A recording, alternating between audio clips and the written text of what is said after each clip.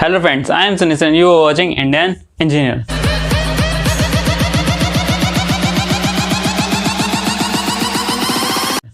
आज का टॉपिक क्या है? आज का टॉपिक है इंट्रोडक्शन ऑफ मशीन डिज़ाइन। इसकी हम डेफिनेशन करेंगे, टाइप्स ऑफ मशीन डिज़ाइन करेंगे, basic requirement, design process, mechanical properties and important term definition. जो भी इसके आते हैं, एक दो इंपॉर्टेंट टर्म्स आते हैं, ज़्यादा नहीं आते, वही है। अब देखो मशीन डिज़ाइन होती क्या है। मशीन डिज़ाइन के एक सब्जेक्ट होता है जो डील करता है उसकी प्लानिंग, कंस्ट्रक्शन और उसके मैकेनिकल मशीन एलिमेंट से, या फिर मैकेनिकल एलिमेंट या फिर मशीन एलिमेंट, जो भी बोलना चाहो। अब देखो मशीन जो इसके एलिमेंट्स होते हैं, एलिमेंट्स क्या हो सकते हैं, किसी चीज़ के एलिमेंट क्या क्या हो सकते हैं। स्क्रू हो गया एक मशीन के लिए, उसके एलिमेंट क्या हो गए, उसके screw, nut and bolts, joint हो सकते हैं, उसके पुली हो सकते हैं, उसके जो भी पार्ट्स हो गए, ठीक है। अब मशीन डिज़ाइन की बात कर रहे हैं तो मशीन क्या होता है ये तो देखना पड़ेगा। मशीन डिज़ाइन में मशीन क्या होता है? मशीन क्या होता है? एक combination of moving and stationary parts. अब कुछ याद आया तुम्हें? 3 इडियट वाला, up down up down up down, एक सेकंड में अप, एक सेकंड में डाउन, अप डाउन अप। वही उसमें भी कुछ अब कम्बिनेशन ऑफ पार्ट्स हो गए जिसमें कुछ स्टेशनरी और मूविंग पार्ट्स हैं। तो आगे बात करते हैं। अब देखिए मशीन के मेनली तीन पार्टों में डिवाइड होती है। Machine for generating mechanical energy, machine for transferring mechanical energy, machine for utilizing mechanical energy. अब जो मशीन होती हैं, पहले हम बात करते हैं जनरेटिंग मैकेनिकल एनर्जी। वो मशीन जो हमारे मैकेनिकल पावर जनरेट करती हो। ऐसी कौन कौन सी मशीन होती हैं? हमारे आईसी इंजन हो गए, IC engine, internal combustion engine. इसके बहुत वीडियो है चैनल पे, आप चाहे तो डिस्क्रिप्शन या फिर आई बटन में जाके देख सकते हैं, लिंक दे दूंगा मैं। और इसके आते हैं हमारे दूसरे क्या गए, टरबाइंस हो गए, टरबाइन हो गए। टरबाइन भी हमारी मैकेनिकल एनर्जी जनरेट करती है। और हमारा स्टीम इंजन हो गए, स्टीम इंजन हो गए, ठीक है। अगला देखते हैं, machine for transferring mechanical energy और कन्वर्टिंग मैकेनिकल एनर्जी। वो मशीन जो मैकेनिकल एनर्जी को कन्वर्ट करती हो, जैसे हमारे इलेक्ट्रिक जनरेटर होता है, ठीक है।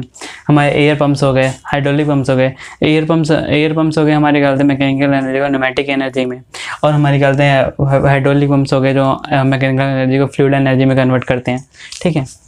पहला आता है इलेक्ट्रिक जनरेटर, ठीक है। एयर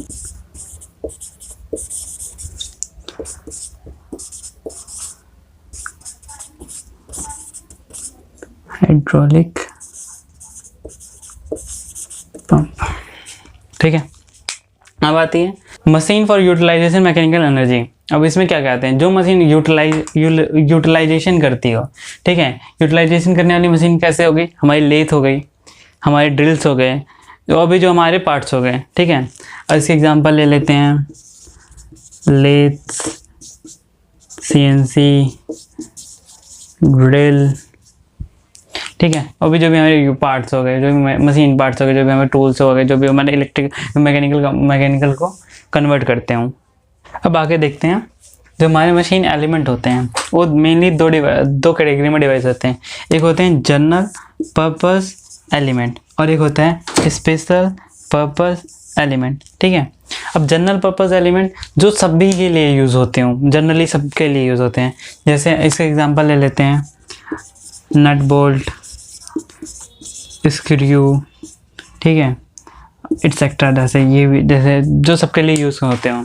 अब स्पेशल पर्पस जो एक स्पेशली उसी मशीन के लिए यूज़ होते हो, अदर में आप नहीं यूज़ सकते।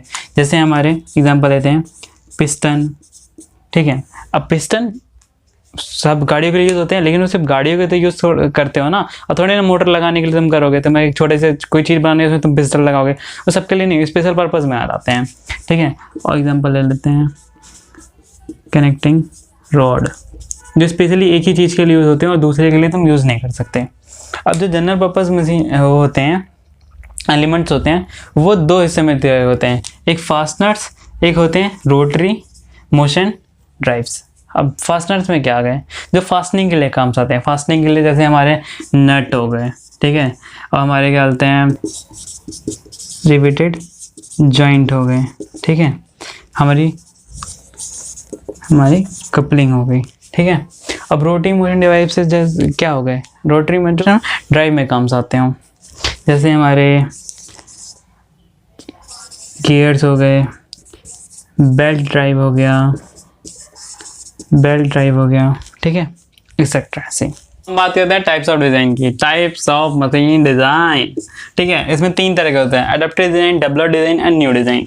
अडेप्टिव डिज़ाइन क्या होता है? जिस डिज़ाइन के अंदर आप हल्के फुल्के चेंजेस कर सकते हैं इन एग्जिस्टिंग डिज़ाइन। ये कोई डिज़ाइन है, इसमें हल्के फुल्के चेंजेस डाल दिए, वो हो गया मैं अडेप्टिव डिज़ाइन हो गई। इसमें बेसिक स्किल्स रिक्वायर्ड होती हैं, ठीक है। अब डेवलप्ड डिज़ाइन क्या होता है? डेवलप्ड डिज़ाइन होता है जिससे जो एग्जिस्टिंग डिज़ाइन लिया जाता है, लेकिन उसके हम बेसिक कॉन्सेप्ट ही लेते हैं और उसमें क्या कहते हैं नए कॉन्सेप्ट डाल दिए जाते हैं और कोई मॉडिफिकेशन भी कर दी जाती है। जैसे एग्जांपल लेते हैं, एक सुना होता है एक कार निकली है, उसका एक कार लॉन्च होती है, उसके बाद कुछ टाइम के बाद उसका एक फेसलिफ्ट लॉन्च होता है और एक उसका नया वर्जन लॉन्च होता है उसके थोड़े और टाइम के बाद। फेसलिफ्ट में क्या होता है, छोटे मोटे चेंज होते हैं, उसमें कभी ग्राफिक चेंज होते हैं, लाइटिंग में चेंज कर देते हैं थोड़ा बहुत, और थोड़े हल्के फुल्के चेंज होते हैं, वो हमारे अडेप्टिव डिज़ाइन हो गए। और डेवलप्ड डिज़ाइन में क्या होगा, जब उसका नया वर्जन आता है उसमें कभी कभी पूरा डिज़ाइन चेंज कर दिया जाता है। उसका बेसिक कॉन्सेप्ट तो वही है, लेकिन उसका कभी कभी पूरा डिज़ाइन चेंज किया जाता है, कभी कभी बहुत सारी चीज़ें चेंज कर दी जाती है। और न्यू डिज़ाइन में क्या होता है, न्यू डिज़ाइन, वो डिज़ाइन के अंदर आपको प्लानिंग आपको नहीं करनी पड़ेगी, आपको नॉलेज बहुत ज़्यादा चाहिए और बहुत सारी चीज़ें चाहिए होती हैं। आप इसका पिक देख रहे होंगे, इसके डिटेल्स आपके स्क्रीन पे होंगी, आप स्क्रीनशॉट ले लो। ओके, चलो अब देखते हैं जो हमारा डिज़ाइन प्रोसेस है या फिर जनरल डिज़ाइन प्रोसेस है, बात एक ही है।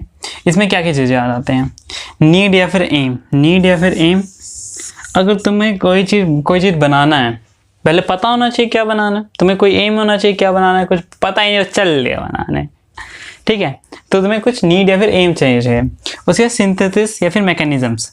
सिंथेसिस या फिर मैकेनिज्म की बात हो गई कि तुम्हें आपको पता होनी चाहिए उसके क्या क्या मैकेनिज्म होंगे, कितने मैकेनिज्म यूज़ होंगे, क्या क्या चीज़ें होंगी उसमें, जो आपका एम क्या है, जो मशीन यूज़ क्या है, उसमें कितने सारे मैकेनिज्म यूज़ होंगे, कुछ चीज़ें यहाँ पे वर्क करेंगी, कुछ चीज़ें ऐसे वर्क करेंगी, तो मैकेनिज्म को पता होना चाहिए।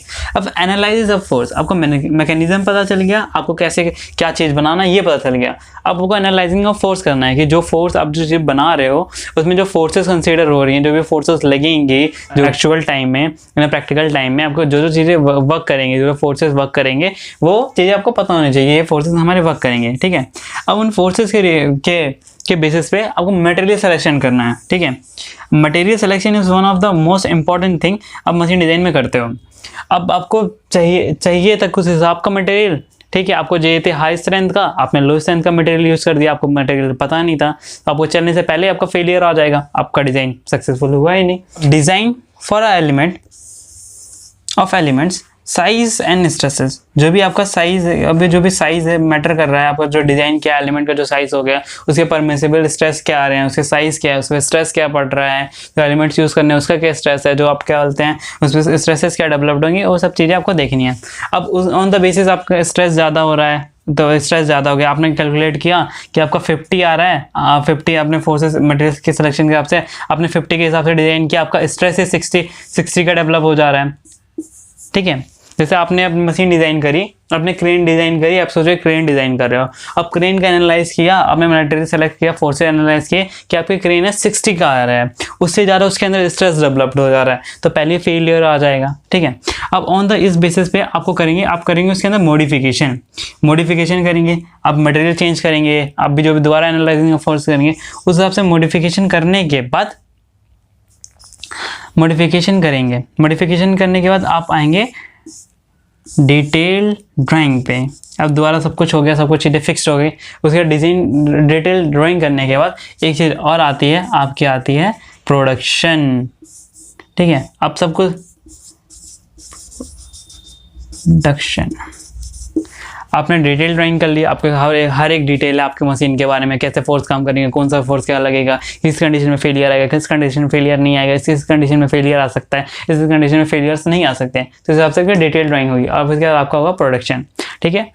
अब बात करते हैं basic requirement for machine element and machines. अब देखो बेसिक रिक्वायरमेंट जो मशीन एलिमेंट है या फिर मशीन, उसकी बेसिक रिक्वायरमेंट क्या होनी चाहिए, क्या क्या रिक्वायर्ड होना चाहिए, उसकी स्ट्रेंथ अच्छी होनी चाहिए, जिसकी वजह से उसको अवॉइड कर सके, भाई जो भी फेलियर अंडर द लोड, जो भी इसके अंदर फेलियर आ सके उसको अवॉइड कर सके।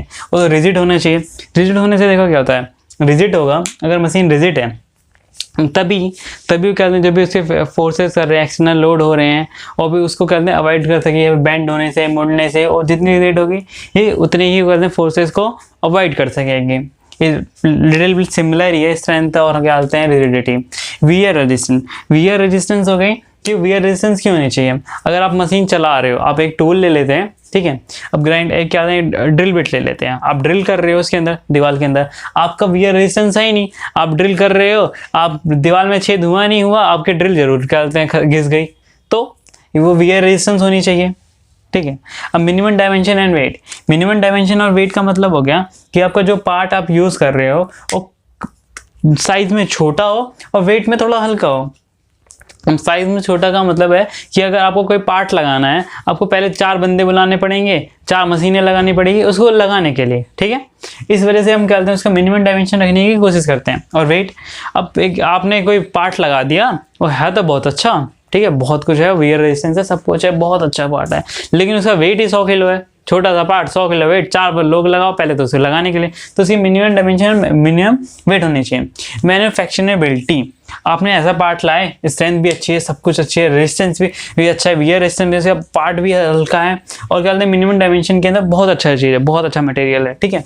अब लेकिन जो मैन्युफैक्चरेबिलिटी है ना, उसको करने के लिए आपको चांद पे जाना पड़ेगा, धरती पे नहीं होगा वो, सिर्फ चांद पे होगा। वो पार्ट ऐसा है कि है सब कुछ अच्छा, लेकिन वो होगा चांद पे, तो ऐसा भी तो होना नहीं चाहिए।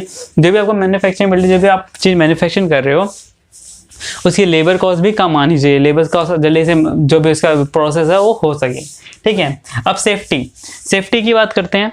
जो भी आप मशीन जो सेफ होनी चाहिए, सेफ इन कंडीशन आपके लोड वियर कर सके।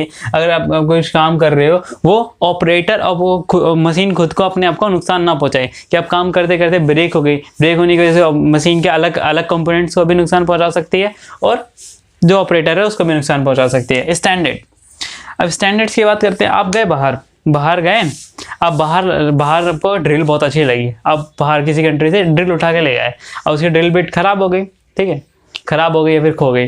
अब नए मार्केट में गए ड्रिल लेने, उसकी ड्रिल बिट लेने गए, बट वो उस स्टैंडर्ड की जिस हिसाब से वो मशीन थी उस हिसाब की आपको पूरे मार्केट में पार्ट ही नहीं मिला, तब पर भी कोई फायदा नहीं है। तो हर मशीन में उसकी खुद के स्टैंडर्ड्स वाली मशीन होनी चाहिए, आपको हर जगह उसके क्या करते हैं पार्ट्स अवेलेबल हो जाएं, ठीक है। अब रिलायबिलिटी की बात करते हैं। मशीन रिलायबल होनी चाहिए, इजी टू ऑपरेटर होनी चाहिए, ऑपरेटर में यूज़ होनी चाहिए। आपको ज़्यादा उसके बार नहीं किया, आपने एक दिन काम किया, उसके बाद अगले दिन से रिपेयर कर रहे हो, 5 मिनट काम किया, मशीन गर्म हो गई, उसके मशीन गर्म हो गई, फिर आपको ये दिक्कत आती रहेगी। मेंटेनेंसबिलिटी, अगर आपको कोई भी प्रॉब्लम आती है, किसी भी पार्ट में प्रॉब्लम आती है, आप तुरंत उसे चेंज कर सको, ठीक है, तुरंत चेंज कर सको, या फिर इजी टू हैंडल हो। आपको कोई पार्ट चेंज करना है तो आपकी मशीन इजीली ओपन हो जाए, कि नहीं आपको पहले अंदर ये पार्ट हटाओ, वो पार्ट हटाओ, फिर क्या आप उस पार्ट पे पहुंचो, यानी ऐसा एक्सेस हो कि हर जगह से आप कोई भी पार्ट इजीली आपको रिपेयर कर सको, ठीक है। मिनिमम लाइफ साइकिल कॉस्ट, की बात हो जाती है। अगर आप कोई मशीन यूज़ कर रहे हो, ठीक है, उसकी लाइफ साइकिल कॉस्ट, मशीन आप ले आए सस्ते में, ठीक है, लेकिन आपको हर उसके चौथे दिन पे आपको रिपेयर कराना पड़ रहा है, हर चौथे दिन पे उसकी क्या हैं बहुत ज़्यादा। अगर कोई मशीन ले लेते हैं, काम अच्छा लेकिन कर रही है, लेकिन जो पावर सप्लाई यूज़ कर रही है वो बहुत ज़्यादा यूज़ कर रही है, आपको बहुत ज़्यादा पावर देना पड़ रहा है, बहुत ज़्यादा उसकी लाइफ साइकिल कॉस्ट हो रही है। तो ऐसा भी नहीं होता है आप टीवी ला रहे हो 5 किलोवाट 1 घंटे में ले रही है, तो आप ये भी तो नहीं चाहोगे ना, तो ठीक है। फिर अब बात करते हैं मैकेनिकल प्रॉपर्टीज़ की। मैकेनिकल प्रॉपर्टीज़ हो गई। स्टिफनेस क्या होती है? स्टिफनेस वो प्रॉपर्टी होती है जिससे जो भी इसे वो रजिस्ट करता है, ऑफ फ्लोट से वो रजिस्ट करता है, यानी कि इसे रजिस्ट डिफॉर्मेशन, ठीक है। अब इलास्टिसिटी क्या होती है? इलास्टिसिटी वो प्रॉपर्टी होती है जिससे मटेरियल अपना साइज रीगेन कर सकता है। अगर आपने किसी चीज़ को खींचा, इसे खींच रहा है, ठीक है, खींचते अब ये इसे मैंने फोर्स हटा दिया तो अपनी इसने ओरिजिनल रीगेन रबड़ बैंड हो गई, अपने स्ट्रेच किया, स्ट्रेच करने पे वो उसका साइज में चेंजेस आए, आपने क्या बोलते हैं उसे छोड़ दिया और नॉर्मल अपने साइज में आ गया। तो इसके की पॉइंट लिख देते हैं, रीगेन द साइज। अब आते हैं प्लास्टिसिटी क्या होती है? प्लास्टिसिटी वो होती है आपने उसे खींचा, आपने वो पेन की कैप देखी होगी, बचपन में से खींचते थे थोड़ा सा तो वापस आ जाता था, थोड़ा और खींच देते थे तो वहीं का वहीं रह जाता था, तो उसमें प्लास्टिक डिफॉर्मेशन आ जाता था। प्लास्टिक डिफॉर्मेशन यानी कि परमानेंट डिफॉर्मेशन, प्लास्टिक में परमानेंट डिफॉर्मेशन होता है। डक्टिलिटी क्या होती है? डक्टिलिटी वो प्रॉपर्टी जिससे वो वायर में कन्वर्ट कर सके, ठीक है, वायर में कन्वर्ट हो सके। डक्टिलिटी वही प्रॉपर्टी होती है उसकी, या फिर आप सिंपली बोल सकते हो ability to flow, ability to flow, ठीक है, वो प्रॉपर्टी जिससे क्या बोलते हैं जो मटेरियल है फ्लो कर सकते हैं। तो ब्रिटलनेस वो प्रॉपर्टी होती है जो क्या बोलते हैं एक्शन ऑफ लोडों में क्रैक या फिर क्या बोलते हैं ब्रेक डाउन हो सकते हैं। आपका ग्लास होता है उस पर आप थोड़ा सा लोड लगाओ तो क्रैक हो जाता है, ठीक है। अब ग्लास पे अब तो चढ़ के घूम तो सकते ही नहीं हो, वो तो क्रैक हो जाएगा। उसे नॉर्मल कंडीशन में रखा जाता है। अब कोई भी ग्लास हो उसके ऊपर 10 किलो का वजन रखे तो रखा ही नहीं जाता, ठीक है। तो ये हो गया। क्या प्रॉपर्टी होती है? मेलेबिलिटी वो प्रॉपर्टी होती है जिसके अंदर अब हम किसी बचपन से बढ़ रखा है यार, उसको ठोक ठोक के आप सीट में कन्वर्ट कर सकते हो, और मेलेबिलिटी प्रॉपर्टी होती है। अब टफनेस क्या होती है? अगर आप ये क्या बोलते हैं इम्पैक्ट लोडिंग करा जाए, इम्पैक्ट लोडिंग करा जाए किसी भी उस पे सब्जेक्ट पे इम्पैक्ट लोडिंग और उसे वो रजिस्ट कर सके, उसको हम कहते हैं टफनेस। आपने किसी चीज़ को लिया और इम्पैक्ट लोडिंग होती है, आपने एक ये हो गया लोड, आपने इम्पैक्ट लोडिंग करी भर के हमारा उसमें और उसे वियर कर सके, उसे टफनेस कहते हैं उस प्रॉपर्टी को।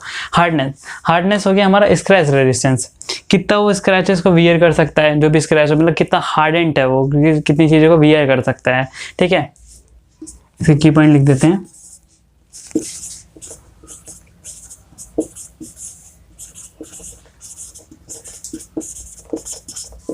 स्क्रैच रेजिस्टेंस होना चाहिए, ठीक है। अब क्रीप क्या होता है? क्रीप वो प्रॉपर्टी होती है जिसके अंदर वो हाई टेम्परेचर को वियर कर सके, ठीक है, हाई टेम्परेचर वियर कर सके, हाई टेम्परेचर वियर कर सके, high temperature extra high extremely high temperature को वियर कर सके। फटीकी हो गया होता है, फटीकी वो प्रॉपर्टी होती है जिसके अंदर वो क्या बोलते हैं फ्लक्चुएटिंग लोड को वियर कर सके, जो फ्लक्चुएटिंग लोड्स की वजह से उसमें प्रॉब्लम ना हो। सिंपली कह सकते हो फटीकी वो प्रॉपर्टी होती है जिसके अंदर वो रजिस्ट कर सके फ्लक्चुएटिंग लोड्स को। कुछ इंपॉर्टेंट टर्म्स रह गए थे हमारे, एक हो गया इकोनॉमिक कंसिडरेशन और एक अर्गोनॉमिक्स, ठीक है।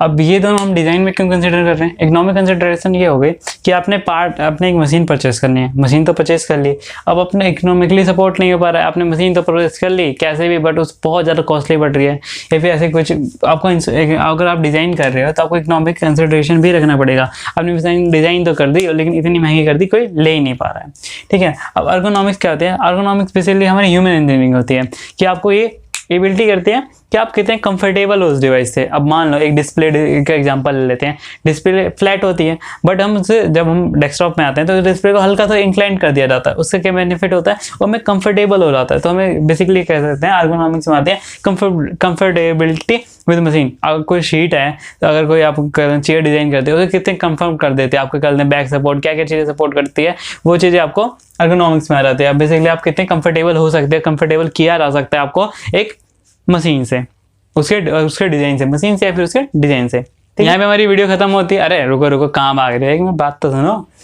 अगर आप इस वीडियो से कोई रिलेटेड कोई प्रॉब्लम है, कमेंट बॉक्स आपका है, इंस्टाग्राम पे भी डीएम कर सकते हो, नीचे लिंक है। और कोई भी अगर आपको नई वीडियो चाहिए नए टॉपिक से रिलेटेड तो आप मेरे को कमेंट करके बताइए, मैं एज सुन एज पॉसिबल कोशिश करूंगा।